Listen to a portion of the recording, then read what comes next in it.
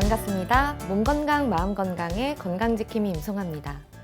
금방 기분 좋아지는 방법 5가지입니다. 밖에 나가 산책을 해라. 사람들과 연락을 취해라. 주변 환경을 정리하고 청소해라. 남을 위한 일을 해라. 평소에 미루고 못했던 일 하나만 해라.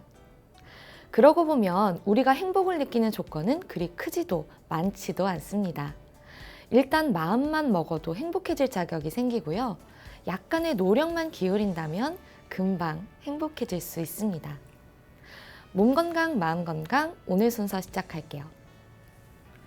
라디오로 생방송되는 오전 11시 유튜브에서 원음방송 또는 몸 건강, 마음 건강 라이브를 검색하시면 실시간으로 방송에 참여하실 수 있고요. 오른쪽 하단의 구독 버튼 누르시면 원음방송의 다양한 컨텐츠들도 만나실 수 있습니다. 오늘 몸 건강, 마음 건강 서울시 강남구 심심한의원 심시연 원장님과 함께합니다. 건강 상담 원하시는 분들 전화 주세요. 서울 02-823-2000번, 서울 전화 02-823-2000번이고요. 문자 상담도 가능합니다.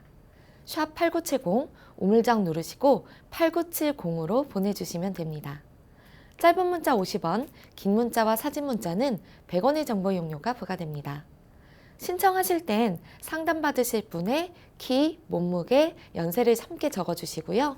얼굴 사진이나 아픈 부위의 사진도 함께 보내주시면 더욱 자세하게 상담받으실 수 있습니다.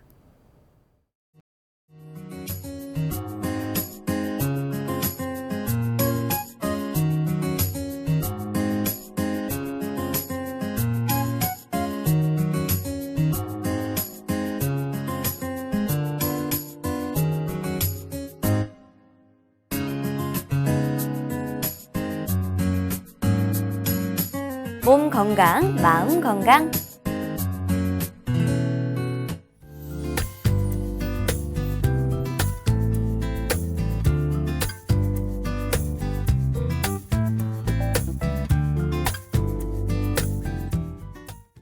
오늘 미니 강의는 심시연 원장님과 피부 질환에 관한 내용으로 진행합니다. 오늘의 주제는 아토피인데요. 원장님과 말씀 나눠보겠습니다. 원장님 안녕하세요. 네, 안녕하세요. 네, 원장님 아토피가 되게 많은 분들이 좀 고민하시고 또 앓고 계신 병이잖아요. 네. 아토피가 구체적으로 어떤 건가요? 네, 아토피는 만성적으로 재발하는 심한 가려움증이 동반되는 피부 습진 질환입니다. 네.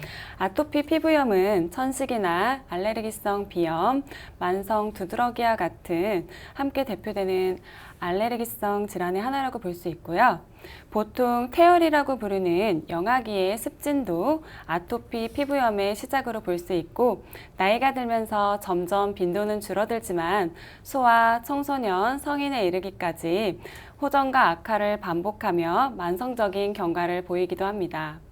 1970년대까지는 어린 소아의 일부에서만 앓고 있다고 보고되었지만 최근에는 소아 및 청소년, 성인에게서도 발생하며 아토피성 피부염이 증가 추세에 있습니다. 아, 네, 이게 가려움증을 동반하기 때문에 더 고통스러워 하시더라고요. 근데 아토피가 왜 생기는 건가요? 네, 아토피의 피부염의 발병 원인은 아직 정확하게 밝혀진 바는 알려져 있지 않고요. 네. 다만 환경적인 요인이나 유전적인 소인, 그리고 면역학적인 이상 및 피부 보호막의 이상 등이 주요한 원인으로 추정되고 있습니다.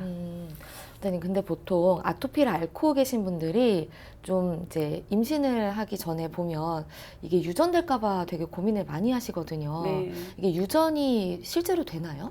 네, 아토피 환자의 이제 80% 정도가 보통 가족력이 있고요. 부모님 중에 한쪽이 아토피성 피부염이 있는 경우 자녀에게서 아토피가 나타날 확률이 50% 정도 되고요. 부모님 모두 아토피가 있는 경우 자녀에게 아토피성 피부염이 나타날 확률이 한 75% 정도 된다고 알려져 있습니다. 네. 상당수의 아토피 피부염 환자에서 필라그린이라는 특정 유전자의 이상으로 피부 장벽 기능에 저하가 일어나서 아토피가 발생 발생된다고 보고되고 있고요. 네. 이와 더불어서 아토피성 피부염은 환자분의 유전적인 소인과 환경적인 요인, 그리고 환자분의 면역학적인 이상과 피부 보호막 이상 등이 여러 가지 원인이 복합적으로 작용해서 발생하고 있습니다. 네, 확실히 유전적인 요인도 좀 있다는 거네요. 네, 맞습니다. 근데 또 이게 알레르기성 질환이라고 하셨잖아요. 네네. 그럼 아토피를 일으키는 다른 뭐 요인도 있나요? 네, 최근 들어서 이제 특히 환경 요인의 중요성이 강조되고 있는데요. 네. 농촌의 도시화나 산업화, 핵가족화, 그리고 인스턴트 식품의 섭취의 증가, 그리고 실내 및 실외 공해에 의해서 알레르기 물질의 증가 등이 아토피성 피부염의 발생과 밀접한 관련이 있습니다. 또한 산업화로 인해서 매연된 환경 공해, 식품 첨가물에서 이제 첨가물 사용의 증가, 서구식의 주거 형태로 인한 카펫이나 침대나 소파 사용의 증가 등이 피부에 영향을 줄 수 있고요. 네. 진먼지, 진드기 등의 알레르기를 일으키는 원인 물질의 증가 또한 아토피를 유발할 수 있습니다. 또한 대다수의 환자분에서 면역학적 이상을 보여서 혈액 속에서 특정하게 면역 글로불린이라는 것이 형성돼서 이제 그게 증가한다고 보여지고 있거든요. 네. 대부분 아토피성 피부염 환자에서 음식물이나 공기 중에 항원에 대한 특별한 면역 특이항체가 존재해서 그 특정한 항원에 노출되었을 때 그 항원에 대해 양성적인 반응을 보이면서 아토피 증상이 나타나게 되는 경우들이 많습니다. 말씀을 좀 정리해보면 음식물이나 공기의 오염, 이게 굉장히 중요한 요인 같네요. 맞습니다.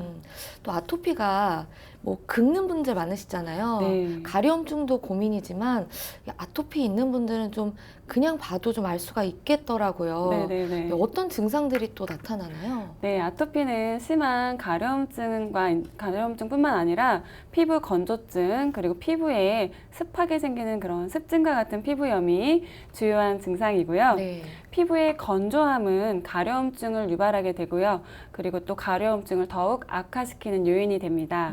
건조함이 좀 그렇고요. 낮 동안에는 간헐적으로 가렵다가 대체로 초저녁이나 한밤중에 좀 더 심해지게 가렵게 되고요. 가려워서 긁게 되면 2차성 피부 감염 증상으로 습진성 피부 병변이 발생하게 됩니다. 네. 이러한 병변이 계속 반복돼서 진행되면서 더 심한 가려움증을 유발하게 되고요. 그렇게 악순환이 반복되게 되거든요. 네. 말씀하신 것처럼 확실히 좀 아토피 앓는 분들을 보면 약간 건조하다? 뭔가 지성 같은 느낌은 확실히 아닌 게 있어요. 맞아요. 근데 그런 분들은 그러면 뭐 수분 크림이나 뭐 네. 아니면 이런 뭐 화장품들을 좀 바르면 좀 좋은가요? 네, 보습제를 사용해 주시면 건조한 피부 환경보다는 좀 더 수분한 환경이 가려움증을 덜 유발하게 되거든요. 조금 보습제를 발라주는 게 도움이 됩니다. 네. 그 아토피는 뭐 발생 연령들도 좀 다르잖아요. 네. 그러면 뭐 연령별로 뭐 뭐 아토피가 발생하는 뭐 위치가 있다거나 뭐 좀 다른가요? 네, 좀 다릅니다. 아토피 피부염 병변은 그 네. 분포와 반응 양상이 환자의 연령에 따라서 다소 다르게 나타나는데요. 네.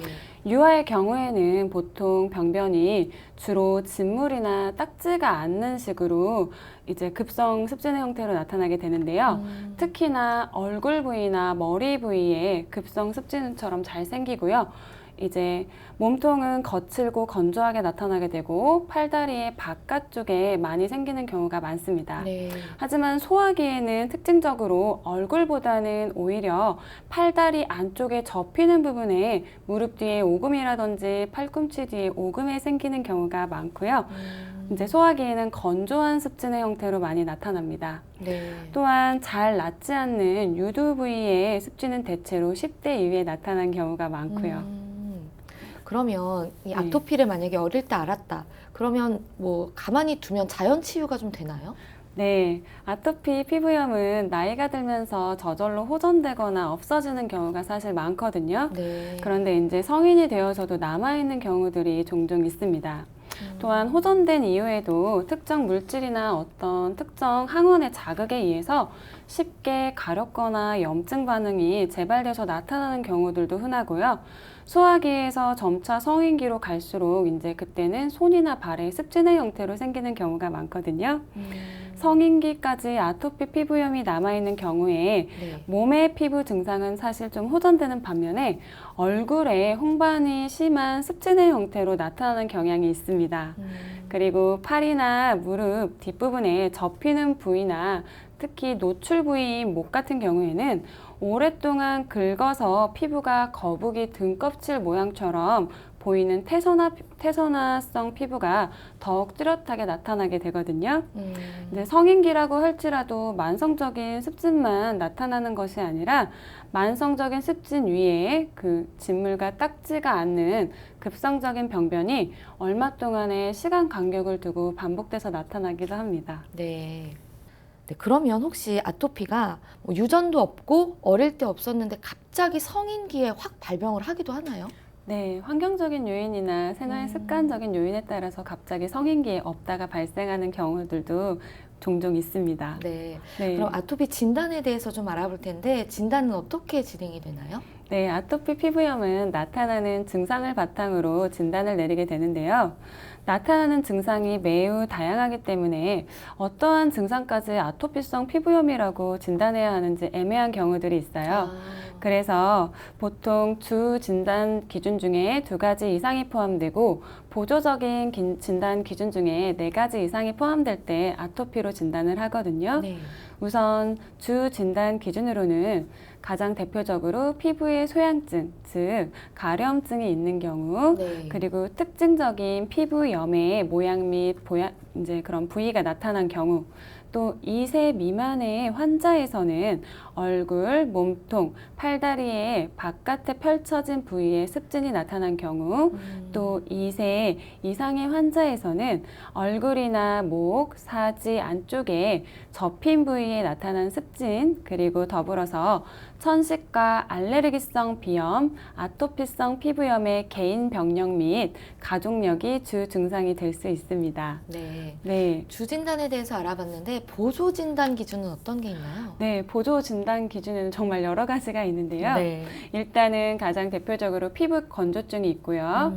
그 다음에 백생 비강진이라는 것이 있는데 이것은 흰색의 마른 버진으로 생각해 주시면 돼요. 네. 또는 원형이나 이제 타원형 모양의 인설성 저색소 반점이 얼굴이나 목이나 어깨 등에 발생하는 증상을 말하고요. 반점이 생긴다는 거죠? 네, 눈처럼 내려앉는 거예요. 흰색 가루처럼 건조해서 생기는 증상이고요. 네네. 그다음에 눈 주변부로 습진성 병변이나 색소의 침착이 나타나는 경우, 또한 귀 주변에도 습진성 병변이 나타난 경우, 구순 연밀, 그 다음에 입술의 가려움증과 건조증, 그리고 입술의 균열, 부종, 그리고 딱지가 생기고 네. 양쪽 입술 끝 부위가 짓무르면서 갈색, 침착이 생기는 증상이 나타난 경우, 그리고 또한 손과 발에 생기는 비특이적인 습진, 그리고 두피에서는 비듬이 나타나거나 모공 주위의 피부에 두드러짐 현상이 나타난다거나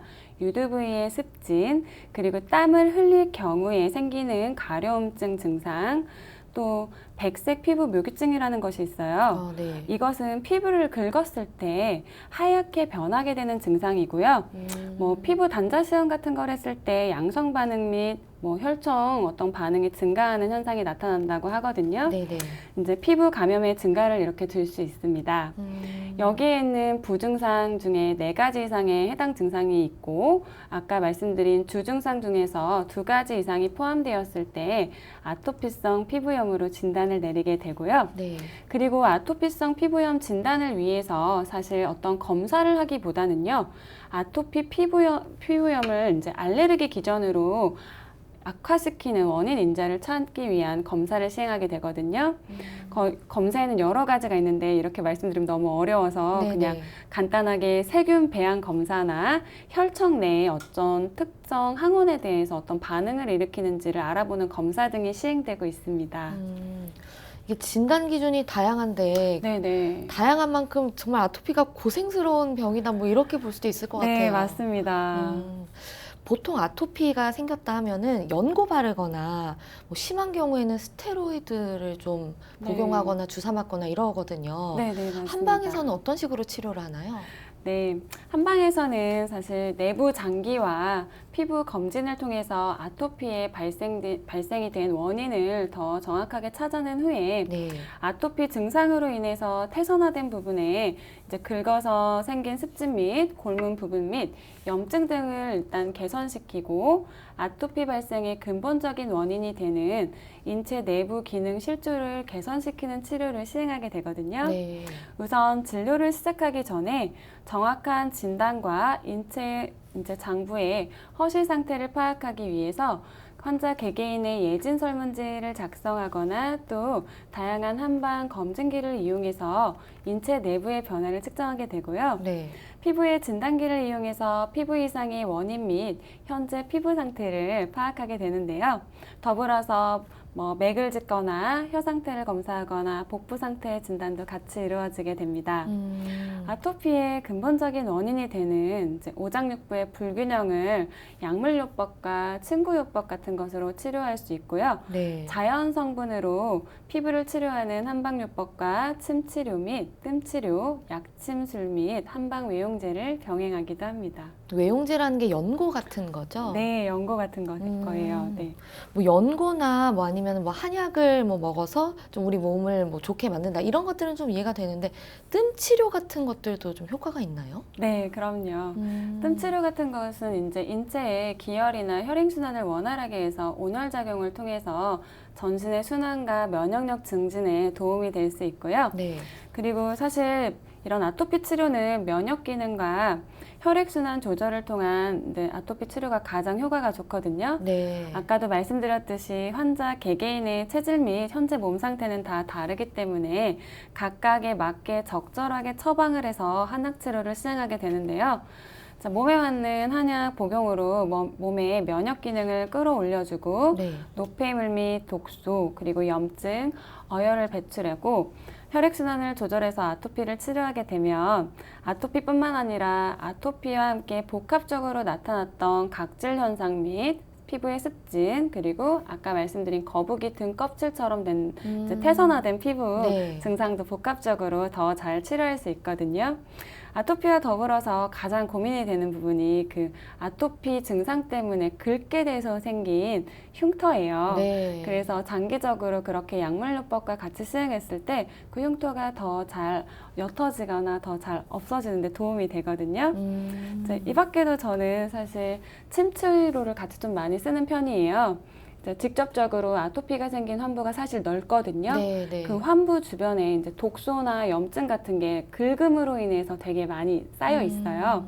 그래서 그 독소나 노폐물, 어혈들을 잘 뺄 수 있게 이제 환부 주변부로 직접적으로 자침을 해서 순환을 도와주고요. 그리고 이제 폐랑 피부랑 연계가 되어 있어서 저희는 폐주피모라고 하거든요. 폐주피모. 폐가 피부와 모발을 이렇게 주관한다라는 의미예요. 한자어로. 네네. 그래서 폐 기능의 원활한 작용까지 도울 수 있는 사암침법도 같이 해서 피부를 더 윤택하게 하는 침법도 같이 쓰고 있습니다. 이 밖에도 아까 말씀드린 뜸치료는 복부 순환 및 전신의 기운을 끌어올리는 데 도움이 많이 되고요. 그 다음에 그거 말고도 순환에 좋은 저는 부항술도 꼭 하거든요. 부항술이나 물리치료도 조금 순환이 덜 되는 부분, 좀 접히는 부분에는 직접적으로 못하더라도 그 주변부로 순환을 더 도와서 혈행 개선에 도움을 주는 식으로 치료를 접근하고 있고요. 피부 해독에는 또 긁음으로 인해서 염증이 생기잖아요.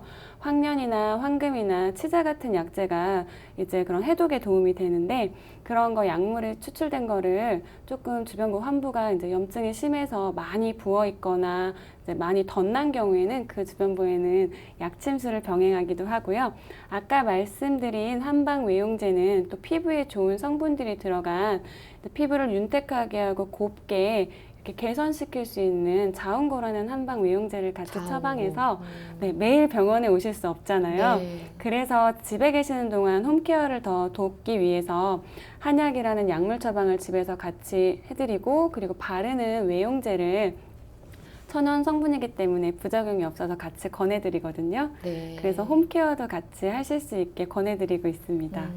그 아까 폐주 뭐였죠? 폐주피모요. 폐주피모. 네. 네네네. 그러면 좀 아토피 있는 분들은 내가 폐가 약할 수 있다라고 생각해봐도 좋은 건가요? 네, 아토피가 있는 분들은 사실 아까도 말씀드렸듯이 알레르기성 비염이나 천식 그리고 만성 두드러기 같은 것을 같이 갖고 있는 네. 경우들이 많아요.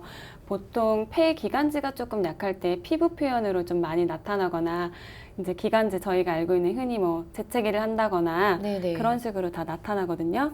네. 폐 기능의 원활함과 피부의 소통은 많이 연계가 큽니다.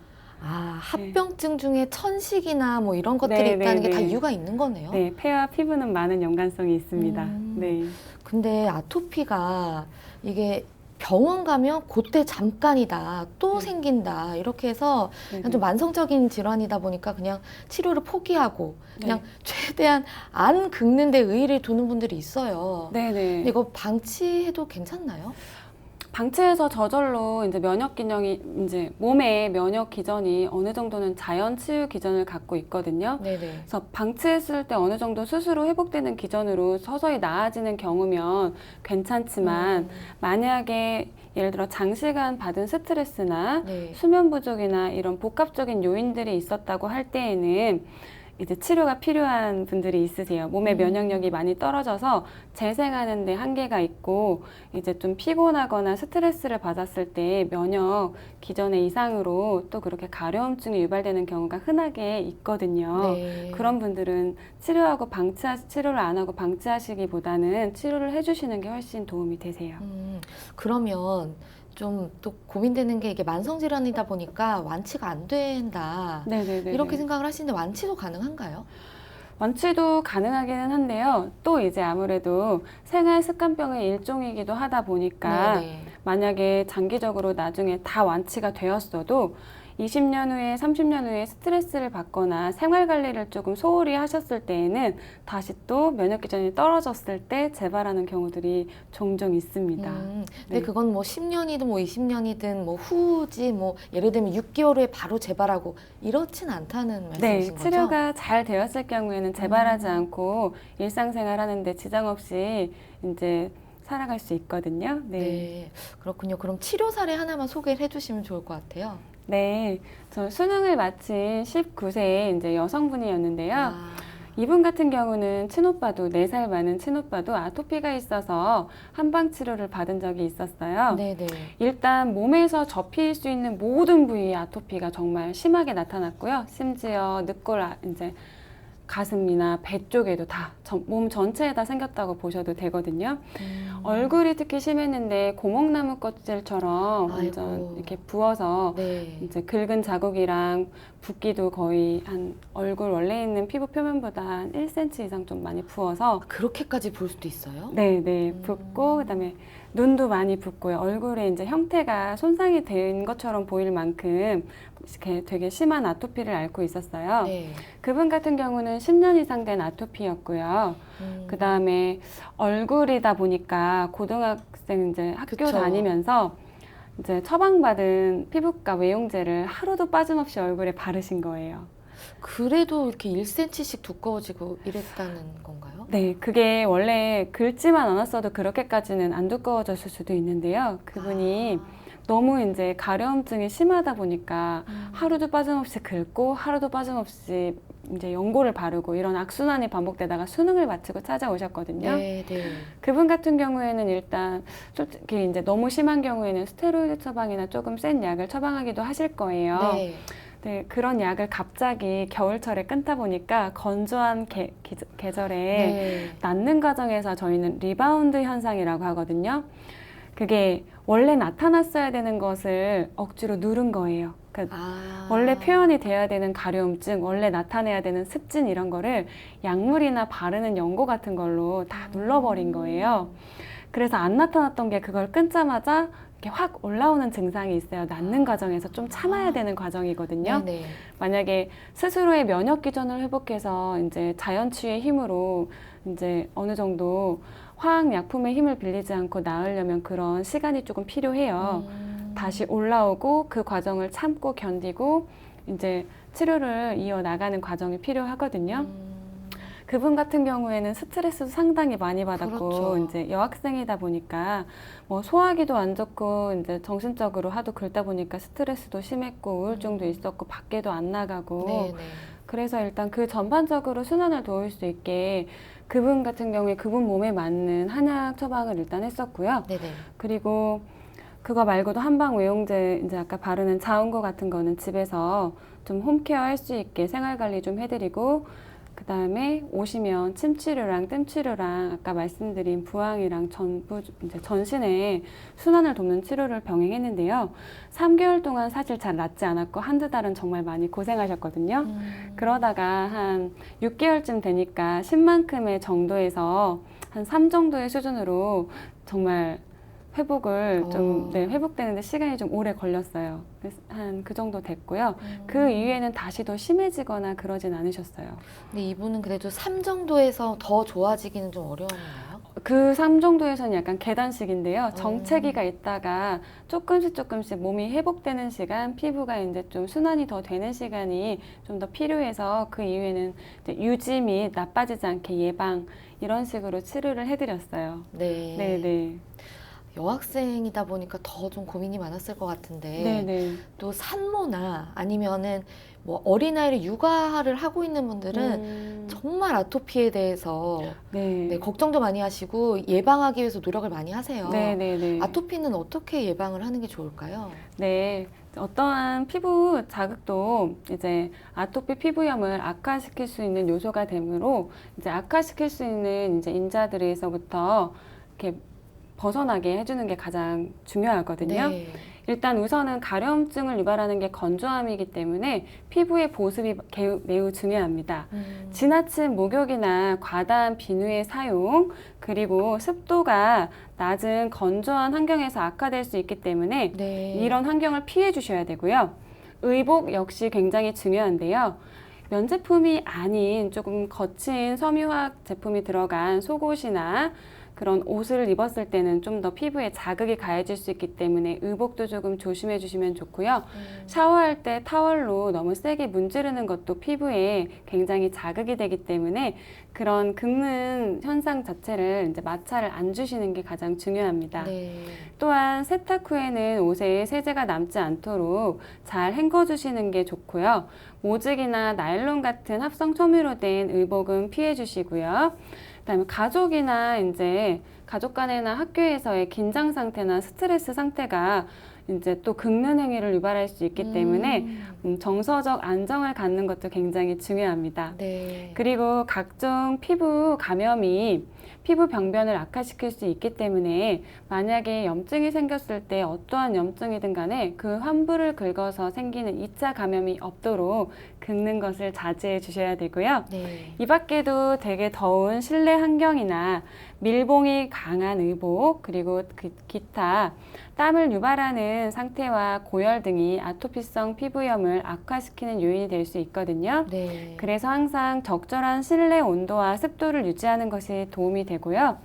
특정 원인 알레르기 물질이 아토피를 악화시킬 수 있기 때문에 소아의 경우에는 어떤 음식물에 특이 반응을 보이는지 관찰해 주시고 그 음식이나 아니면 노출 환경에 대해서 주의를 기울이는 것이 필요합니다. 네.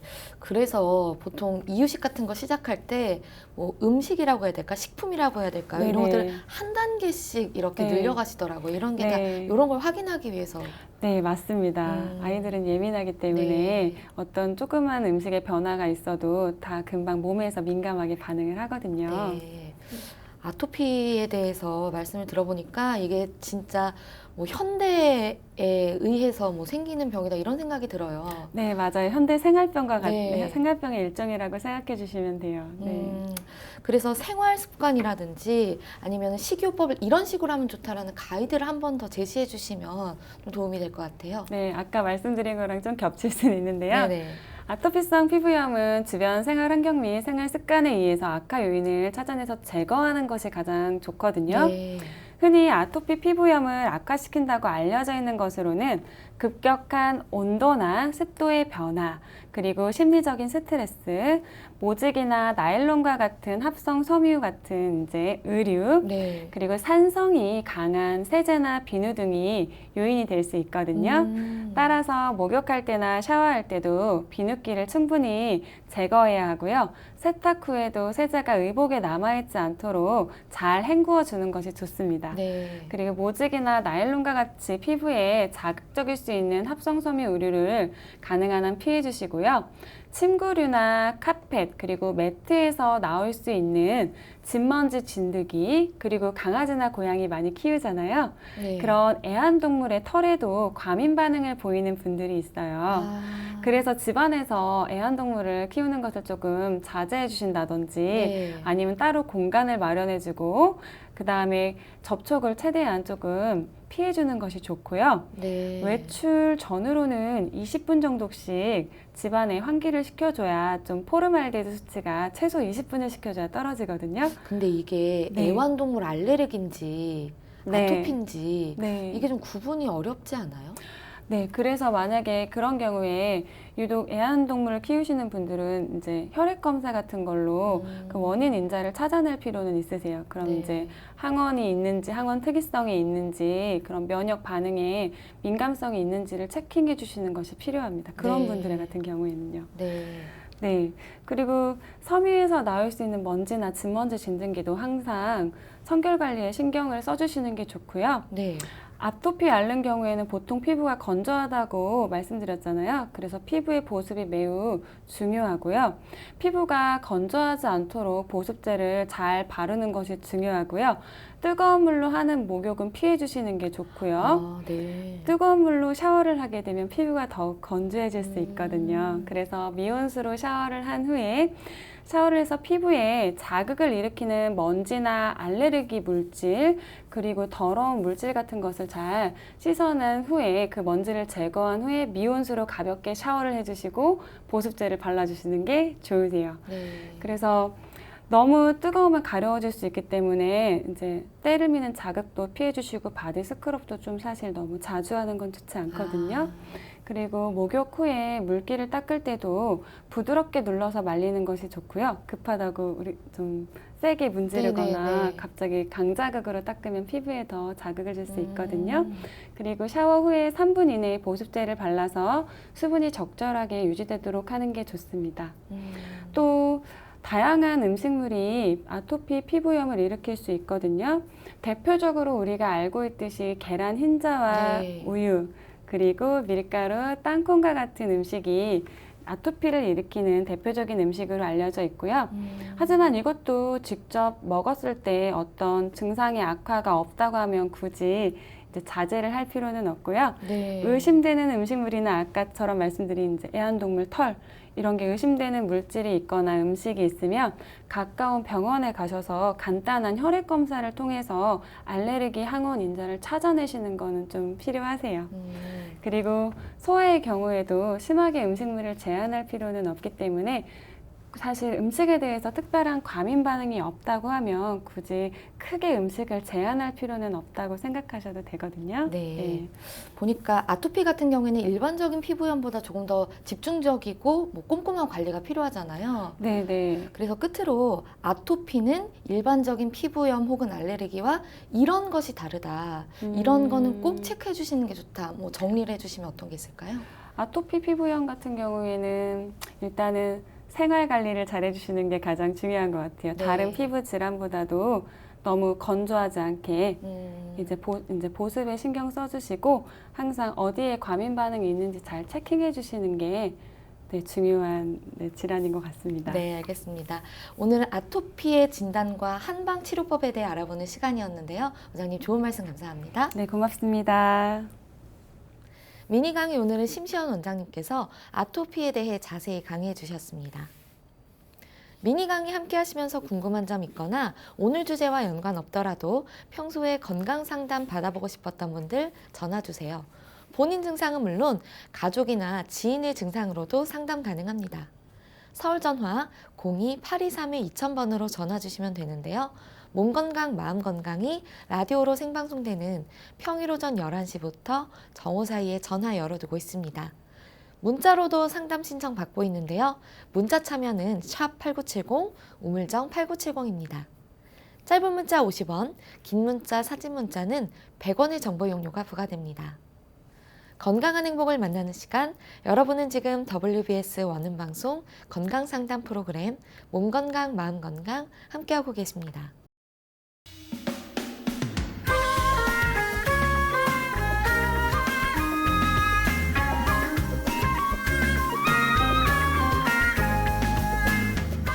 날이면 날마다 찾아오는 시간이 아닙니다.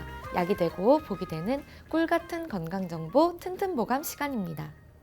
오늘 주인공은 복숭아입니다. 복숭아는 건강에 어떤 도움을 주는지 원장님께 여쭤볼게요. 원장님, 복숭아가 올해 최대 풍년이어서 값도 싸고 그래서 많은 분들 드시거든요. 네네. 어떤 도움이 되나요? 네, 복숭아는 요즘 한창 제철인데요. 네. 신선히 먹는 과일이라는 뜻으로 성과라고 불리기도 하는 복숭아는 한의학에서는 여성의 생리통이나 기침, 가래를 낫게 하는 효과가 있다고 보고 있습니다. 네. 실제로 복숭아에는 아스파라긴산이 풍부해서 숙취 해소 및 해소를 돕고 폐 기능을 강화하기 때문에 호흡기가 약한 사람들에게 좋고요. 또 간의 해독 작용을 돕고 심장 기능을 강화시켜주기 때문에 혈액을 맑게 하고 혈액순환을 촉진시켜줍니다. 그리고 필수 아미노산을 비롯해 비타민과 유기산, 그리고 펙틴 성분이 풍부해서 피로회복, 신진대사 촉진에도 도움을 줍니다. 네. 원장님, 이게 또 제가 들어보니까 흡연하시는 분들이 복숭아 드시면 좋다고 하더라고요. 네네. 복숭아는 니코틴의 해독 효능이 있어서 흡연자분들에게 도움이 되는 과일입니다.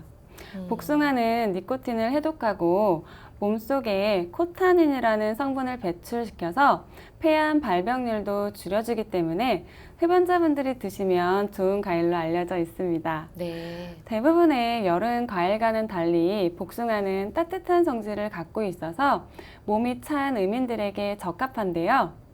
주의하실 점은 복숭아와 장어는 상극으로 같이 섭취하게 되면 복숭아의 유기산 성분이 장에 자극을 주게 돼서 복통과 설사를 유발할 수 있기 때문에 그 점 유의 바랍니다. 여름에 또 장어 드시고 후식으로 복숭아 드시고 이런 경우가 있을 수 있는데 이걸 좀 주의해야 되겠네요. 네, 맞습니다. 알겠습니다. 원장님, 오늘 좋은 정보 감사합니다. 네, 감사합니다. 네, 튼튼보감 오늘은 복숭아에 대해 전해드렸습니다.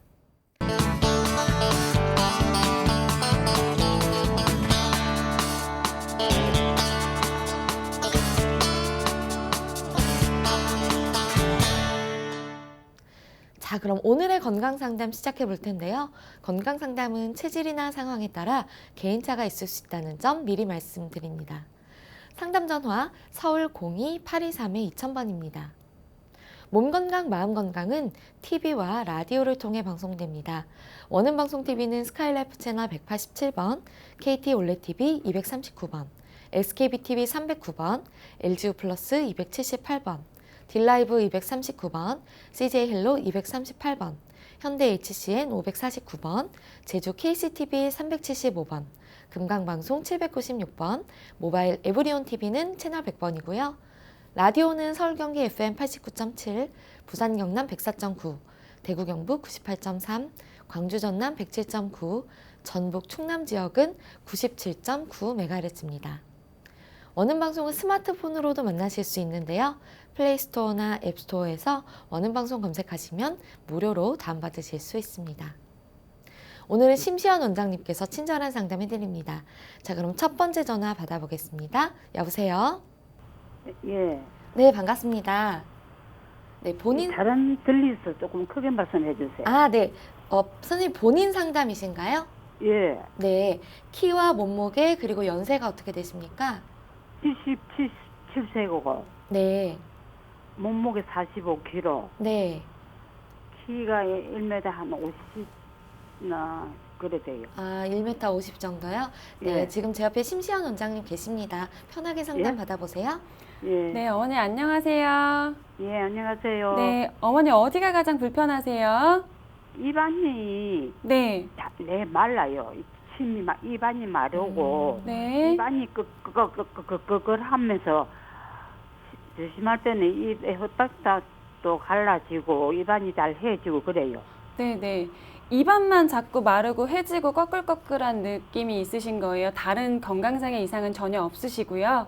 예, 입안이 마르는 것만 신경 쓰이시는 거죠? 예. 네. 어머님 이 증상은 언제부터 있으셨어요? 몇 년 됐습니다.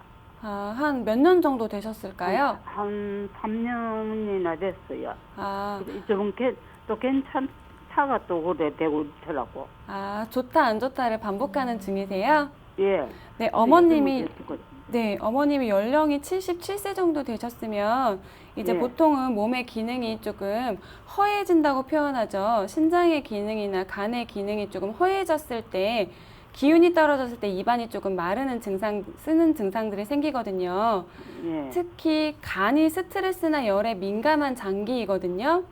간에 열이 뜨거나 간의 기능이 조금 부실해졌을 때 입 안에서 쓴 증상이나 입 안이 마르고 그 다음에 입술 주변이 안쪽으로 좀 꺼끌꺼끌하고 이런 증상들이 많이 생기세요. 예. 네, 그럼 어머님 다른 뭐 상담 받아보신 적 없고 다른 치료나 대처를 해보신 적은 없으세요? 요즘 신경과인데 이거 입안이 이렇다고 네. 그 신경과 가서 이야기를 하니까 화가 속에서 맞아요. 화병이 있어서 그러면서 네. 그러더라고. 맞아요. 제가 아까 그래가- 말씀드린, 네네. 예, 그리고 요새 그 신경과 약을 먹고 있거든요. 네, 어머님 지금 증상이 간에 열이 뜨고 간이 허해지는 증상이 스트레스 때문이에요. 간이라는 장기가 스트레스에 취약한 장기이고요. 예. 그 다음에 아까 또 말씀드리려고 했는데 간과 화는 밀접한 연관이 있거든요. 예. 화가 났을 때 간에 열이 뜨고요. 어머님의 연령이 77세 정도 되시면 그동안 예. 신경 쓴 일이 많았기 때문에 안에서 예. 맺혀 있고 순환이 안 되고 기운이 약간 뭉쳐 있는, 울체되어 있는 부분들이 생기신 거예요.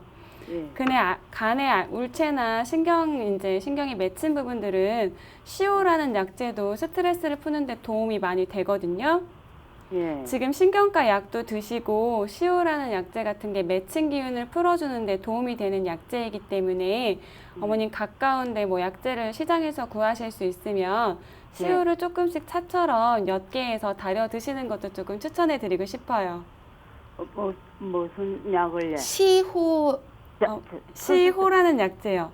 네. 네, 어머니 저희가 다시 전화해서 그 약재에 대해서는 말씀을 드리겠습니다. 예. 네, 네, 감사합니다. 어머니. 네, 그럼 다음 전화 이어가겠습니다. 여보세요? 여보세요? 네, 반갑습니다. 예. 네, 본인 예, 상담이신가요? 안녕하세요. 네네. 예. 지금 원음방송에서 안면비대칭을 보고 전화를 드렸는데요. 아, 네. 예. 제가 턱관절이 많이 좀 이렇게 비대칭인 거예요. 지금 왼쪽으로 이렇게 쏠려 있거든요. 아, 많이 그러신가요? 사진 같은 거 찍었을 때 이렇게 많이 표시 나더라고요. 네네. 근데 이게 지금 아까 그 박사님 저기도 보면 치아도 이렇게 맞춰보면 약간 치아도 좀 틀어져 있는 상태고 이런 거는 치료법이 어떻게 되나요? 저 이렇게 좌측으로 왼쪽으로 한쪽으로 치우쳐져 있는 증상은 언제부터 시작되셨는지 혹시 관찰해 보신 적 있으세요? 그걸 조금씩 이렇게 뭔가 좀 왼쪽 이게 턱관절이 있는 데가 사탕 하나 있는 것처럼 네. 이렇게 한쪽으로 씹는 습관이 있어가지고 네네. 있던 것이 좀 가만히 생각해보면 좀 오래됐어요. 네, 이게 한 번에 그렇게 구조적인 변형이 오지는 않거든요. 예. 이제 한쪽 턱으로, 한쪽 얼굴로 더 기대서 편측으로 누워서 잔다거나 아니면 인지하지 못하는 사이에 한쪽으로 음식물을 씹는다거나 이제 네네. 표정을 지을 때 한쪽에 좀 더 힘이 가해진다거나 이렇게 인지하지 못하는 사이에 표정근의 변화가 있었을 거고요. 예. 그다음에 치아 같은 경우는 구조적으로 뭔가 조금 문제가 있었을 수 있는데 충치가 생겼다거나 뭔가 치주염이 발생했다거나 잇몸이 아프다거나 해서 이제 조금 방치하고 그쪽이 좀 불편하니까 다른 쪽을 더 사용을 많이 했기 때문에 그런 식으로 생활하는 네. 과정에서 조금씩 구조적인 변형이 같이 오시거든요. 일단은 그랬던 것 같아요. 네, 이게 뭐 구안화사나 이런 신경 증상이 아니시고 안면 비대칭이면 구조적인 문제여서 한방에서는 추나 치료나 이런 게 도움이 될 수 있고요. 그다음에 이제 치아의 문제는 한번 치과에 가셔서 사진을 찍어 보시는 것을 권해드리고 싶어요. 치아가 이제 교합이 많이 부정확할 때는 나중에 장기적으로 음식을 먹거나 저작작용을 할 때 문제가 될 수 있기 때문에 치아 같은 경우에는 네네. 지금 어금니 치아가 양쪽에 하나씩 없거든요. 네네. 때는 아무래도 오른쪽이 많이 아파서 왼쪽으로만 씹다 보니까 네. 예, 그래서 이제 그 어느 때부턴가 그거를 조금 저기가 보여서 네. 오른쪽으로 이제 많이 씹는 될 수 있으면 오른쪽으로 많이 씹어 보고 이렇게 저기는 하거든요. 네. 그런 그게 생활 어느 네네. 정도 좀 저기가 될까요? 네, 그런 생활 습관 교정도 충분히 도움이 되시지만 이미 그 구조적 변형은 제가 보기에는 그 정도시면 한 최소 10년에서 20년 정도는 생활 습관이 그렇게 어느 정도 형성돼서 구조물의 변화가 온 케이스인 것 같아요. 예. 그래서 그 구조물 같은 경우에는 이제 치과에서 사진 한번 찍어보시고 어금니 없는 부분을 어떻게 채워 넣는 방식으로 하든지 교정을 같이 병행하시는 것을 추천해 드리고 싶거든요. 그리고 턱 관절이 이렇게 부정교합이 생겼을 때는요, 뒤에 있는 목뼈, 경추 부분도 약간 틀어졌을 가능성이 크세요. 그래서 예, 꼭 반드시 한 방으로 그거를 같이, 네, 이렇게 저기를 하다 보니까 네, 그때 경락을 한번 받다 보니까 거기에서 왜 목이 이렇게 좀 몸이 조금 틀어졌다고 그 네. 소리를 하면서 네. 제가 이제 더 유심히 보게 됐거든요. 네. 그래서 그것도 같이 목 뒤에 경추 부분이랑 연결되어 있는 척추 부분도 같이 틀어져 있을 가능성이 크시기 때문에 같이 네. 꼭 치료를 병행하셨으면 좋겠거든요. 네, 어머니 아. 그래서 원장님 말씀 네. 참고해 보시고 또 뭐 척관절 전문으로 하는 한의원이 있습니다. 한번 검색해 보시는 것도 좋을 것 같습니다. 그러면 이렇게 하면 네네. 교정하는 그 시간이 얼마나? 네, 어머니 지금 방송 시간이 다 돼서요. 다음에 다시 네네. 전화 부탁드리겠습니다. 네.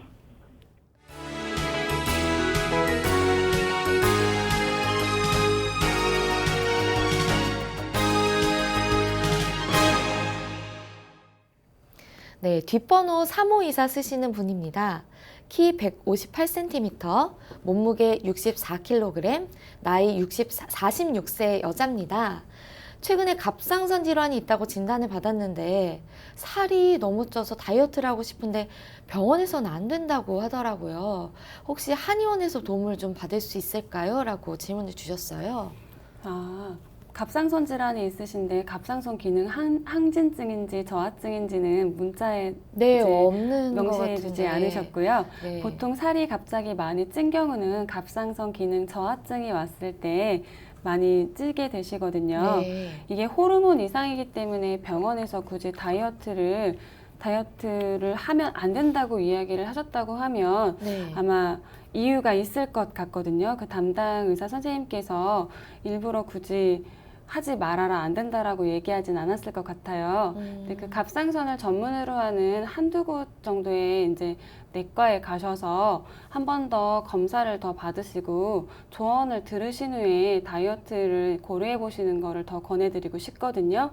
일단은 담당해 주신 의사분이 어떤 호르몬 이상이 있을지 모르기 때문에 이제 안 된다고 단호하게 말씀하신 상황에서 굳이 다이어트를 지금 당장 강행하시는 것보다는 갑상선 질환이 어느 정도 치료가 된 이후에 몸이 좀 안정이 됐을 때 다이어트를 고려해 보시는 것이 더 도움이 되실 것 같거든요. 네. 그래서 한의원에서 당연히 다이어트나 갑상선 치료를 도와드릴 수 있지만 만약에 하지 말라고 했으면 한두 군데에서 더 조언을 먼저 구하실 필요는 있을 것 같아요. 네, 그렇군요. 네. 뭐 문자 주신 분께서는 잘 고려를 해서 네, 좀 고민을 해보시는 게 좋을 것 같습니다. 네.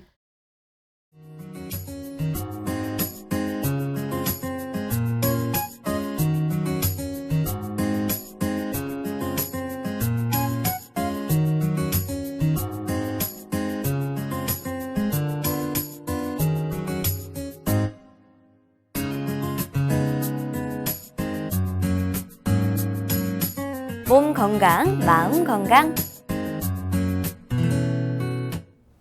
오늘도 전화와 문자 사연으로 많은 분들 참여해 주셨는데요. 상담받으신 분들 모두 건강에 도움되셨으면 좋겠습니다. 몸 건강, 마음 건강, 오늘은 심지연 원장님과 함께 했습니다. 원장님 좋은 말씀 감사합니다. 감사합니다.